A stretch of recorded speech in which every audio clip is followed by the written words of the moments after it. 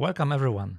Today we are looking at one of the most interesting shifts happening in the intersection of real estate, regulation and blockchain, real estate tokenization in the GCC region. Together with Agnieszka and Adriana, Hello. Hi. we'll explore what is real, what is still hype, what investors actually own, and where companies like Espeo can bring value by turning complex ideas and legal issues into practical digital products. So, ladies, why is the GCC becoming one of the most interesting regions for real estate tokenization right now?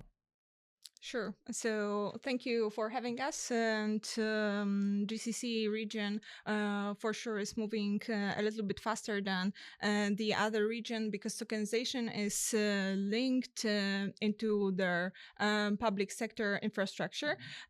For example, in Dubai, they have Dubai Land Department tokenization pilot, and it's already live, as I told you. And in Saudi Arabia, they have just completed their first official title deed tokenized transaction. Wow, that's interesting. Yeah. And of course, there are also Qatar and Bahrain, and they, on the other hand, have really strong legal framework when it comes to digital assets. So everybody has a little bit of everything, let's say. So, Agnieszka, what makes this different from earlier tokenization efforts? Definitely, it's the regulations and the registries. Now we have more mature approach when we have the compliance topics covered. Also, it's clear what is changing actually the ownership, how it should be announced, and not to mention things like having the actual legal framework for example, using the full KYC process, etc. That's something that has changed through the years because it evolves, and well, that's where we are here today, and it actually works. From the business perspective, what makes the GCC region attractive for investors? Whenever you go outside, for example, Riyadh, Abu Dhabi, or Doha, you will see like building sites literally everywhere. So the real estate market is huge there. It's booming, and also they have really strong backup from the government, good digitalization plan from the legal perspective as well. And there's also a big interest from the investor sides into the real assets such as real estate. To me, Dubai looks like the most advanced region in terms of real estate tokenization. Why is that? Well, they are definitely doing big steps, like huge, because, well, even in May 2025, they started their own first project, but up till now, they are already, well, successful in the pilot stage because they have actually changed ownership and divided one of the real estates into tokens. So they finished the entire life cycle. And more than that, they have a sandbox. In that sandbox right now are more than 9 companies. And aside from that, they are going even one step forward because of that they have, I believe in February 20th, they've started secondary markets. So it's, you can not only get tokens and buy them, you can also trade them. So what makes Dubai commercially interesting? Dubai already has a retail-facing model working through Pripcommit, and it has very low investment. Let's say you can start investing from 500 dirhams, so it's very accessible to a lot of investors that don't have like millions of dirhams to invest. There's also resale marketplace after the lock-in, and it is quite tangible to explain to the clients. So there are many benefits. So in your opinion, Dubai currently is a real market or it's still pilot? In my opinion, it's already past the pilot stage, but it is still controlled and at the beginning of the journey, let's say. But the most important thing is that they already have passed the issuing stage and that they are already in the active resale, of course, phase. Yeah. What's your take about Saudi? So how Saudi Arabia differs from Dubai? Well, when it comes to Saudi Arabia, the approach is slightly different because they are going towards, well, I would call it more top-down approach, maybe, because it's the government and authorities integrating together, getting users or getting their systems, their online system to work together so that actually users that can use tokenized, that buy tokenized assets, like in this case, tokenized real estate, have the title deeds to those. And it can be checked in the government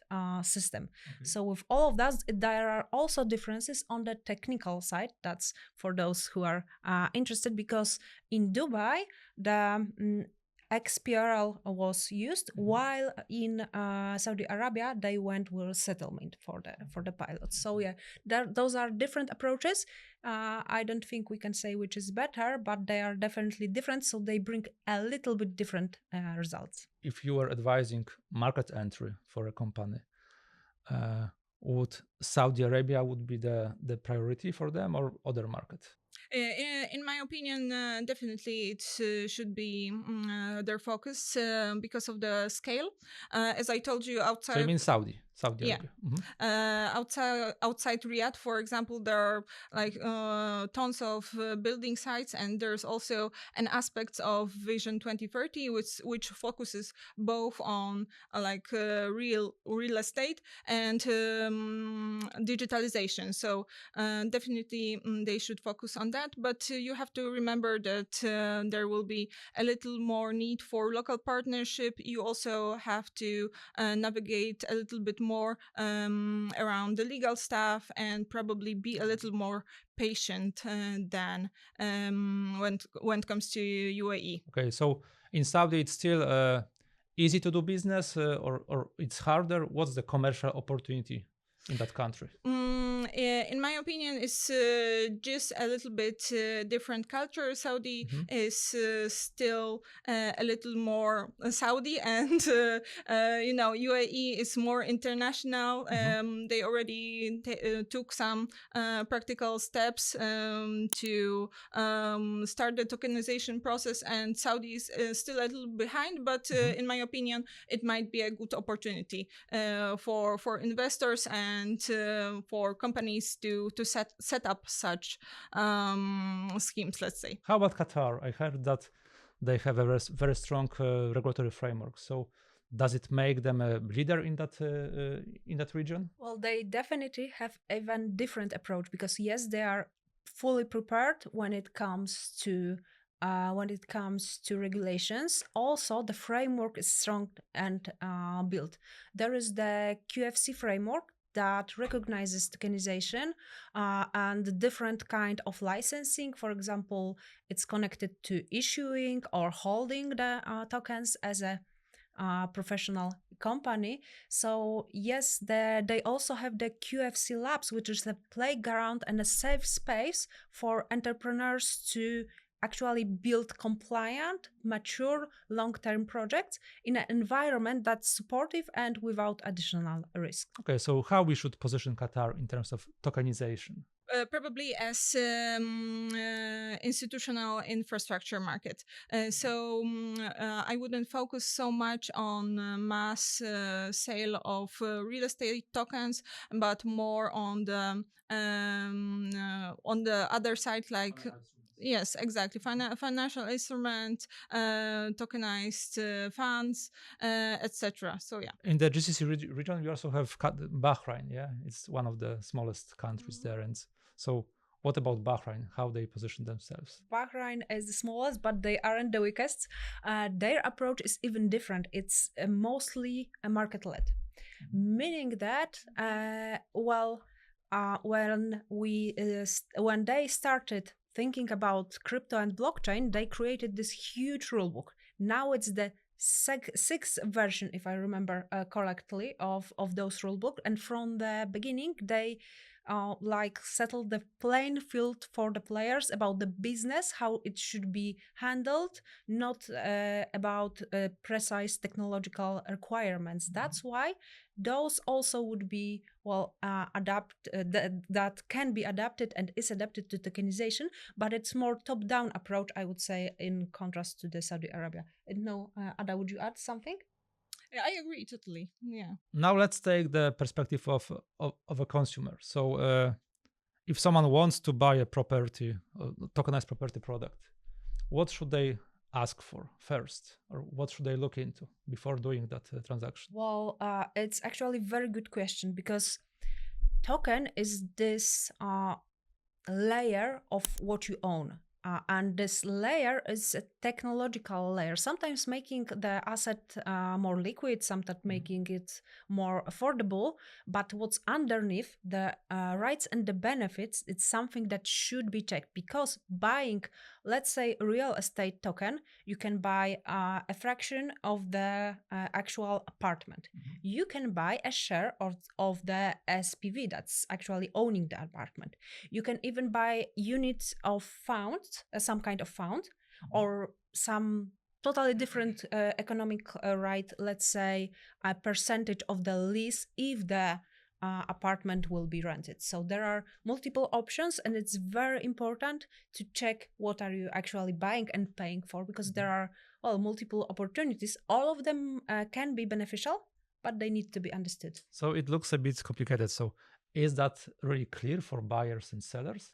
Usually not at first. The conversation starts with like general questions about blockchain, but the real conversation starts when we talk about the ownership, the liquidity, the custody, the regulations. So, it progresses at the time when we are talking to the clients. So basically these aspects should be explained better by the platforms. Yeah. Not only that, but also investor eligibility, all the fees, how the investor should behave after the property is sold, all the tax assumptions, and everything should be 100% clear if this should be put worldwide, let's say. In Espeo, most of the team is located in Central Europe. How do you see those two regions differ? I mean, Central Europe and the Gulf region. In the EU, there's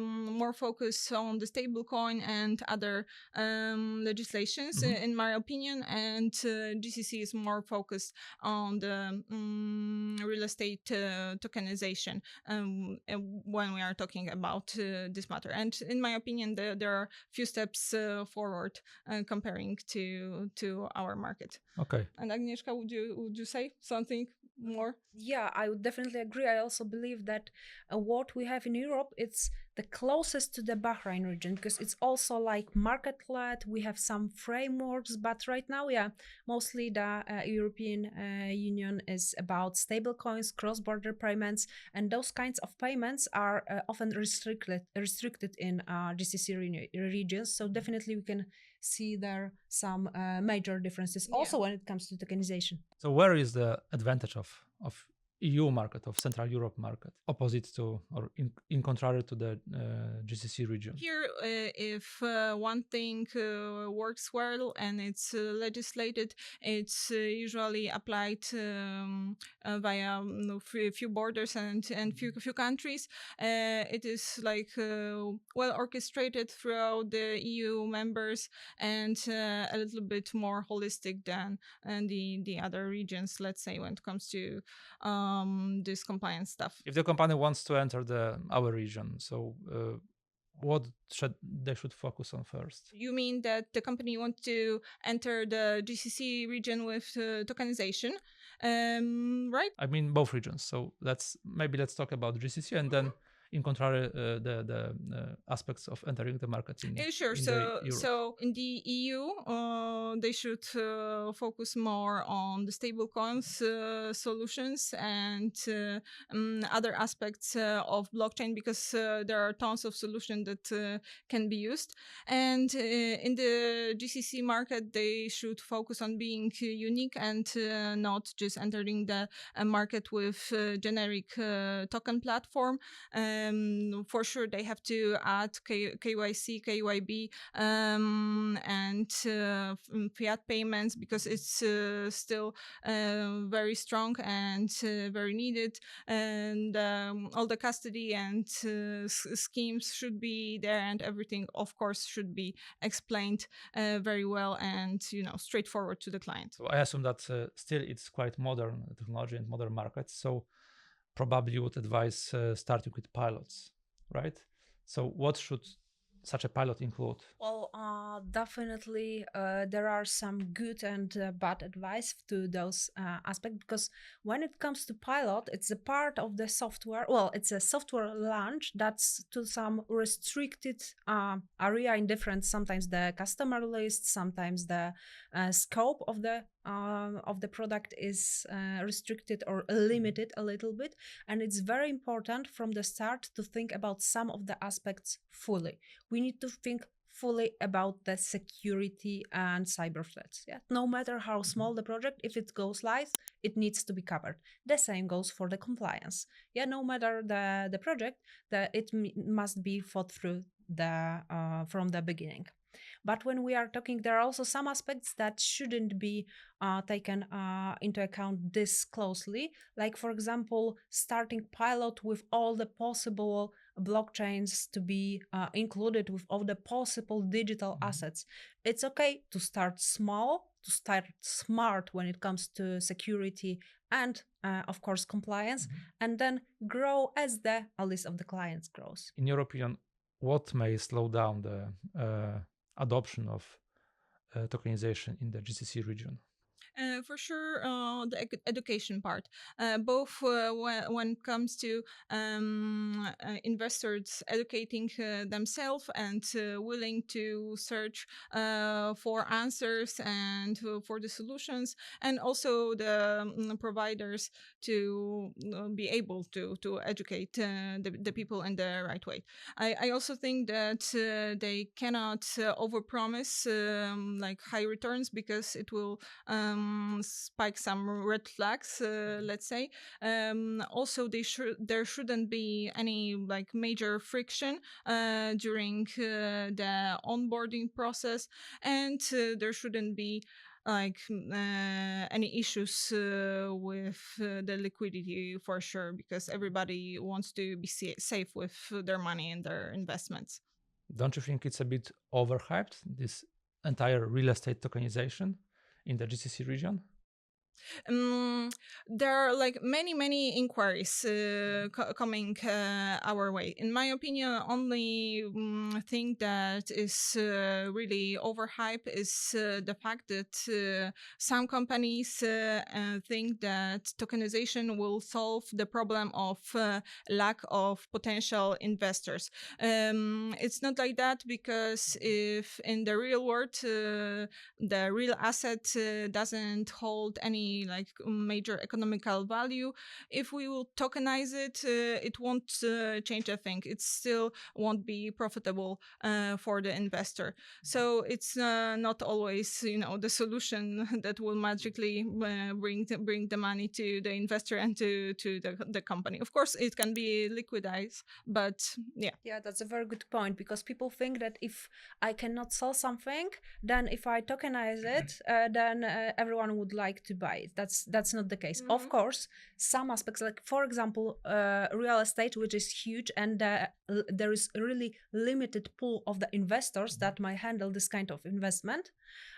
If the real estate is actually valuable and is a good investment, then if we liquidate it, yes, the pool of potential investors is much more broader. But when we are talking about the gainless investments, if you divide it even by 100 and 100,000, it's still gainless. And let's hope, and I see it on the markets, that actually investors are more and more aware of this kind of situation. Yeah, it's not like tokenization magically creates a liquidity for the investment that wasn't a great investment in the first place. Which market which GCC country would you bet on that will be the most successful in 2028? In my opinion, UAE has few steps ahead of each of the countries. But on the other hand, Saudi has its famous ambition, and they are also pushing tons of public funds into Vision 2030 and all these programs, so they can surpass UAE easily, in my opinion. But of course, we will see. Maybe Qatar will surprise us with something. Who knows? Again, what's your There's take? Definitely, it's hard to say. It's even impossible to say. But I think that each of the countries will be strong in their own way in the tokenization. Because, for example, when Saudi builds integration between all of the government and public systems, then the entry level will be so much lower than in other countries. When for example, right now, Dubai offers only the tokenization. Tokens can be only bought by the citizens of UAE. But while, for example, in the Qatar's approach is more that products should be seen broader in the GCC region. So they are all already thinking about the entire region, not only one market. So I think each of them has the potential. It's something else that will decide. For example, of course, how much support will companies and entrepreneurs get. That's of course one thing. And the other things is, well, who will succeed as a business model, which product will be the best. There is a chance that the product will make the not the registration, but the regime, the jurisdiction most interesting. The last question before we finish. What would prove that the tokenized real estate has become real infrastructure? In my opinion, user adoption. It's always the proof. If the investor will accept it and use it, it will be alive. That's true. And I will also say that to say that it's completed, we would need some good examples of exits. We are focusing on tokenizing elements, tokenizing assets, and selling them to the investors. We are even talking about trading them between investors. But once some investors make a good and successful exit, even to enter once more for another investment, that will be, the full circle in compliance, in security, in business and everything. And that will be, truly mature a market and truly mature project. In markets like Dubai and Saudi Arabia, we are starting to see real connections between tokens, regulation, property infrastructure, investor onboarding, and secondary market logic. At Espeo, we help to turn complex regulatory and ownership structures into secure, usable, and scalable digital products. Thank you, Agnieszka and Adriana, for sharing your perspectives, and thanks to everyone watching. Remember to stay on the block to stay ahead.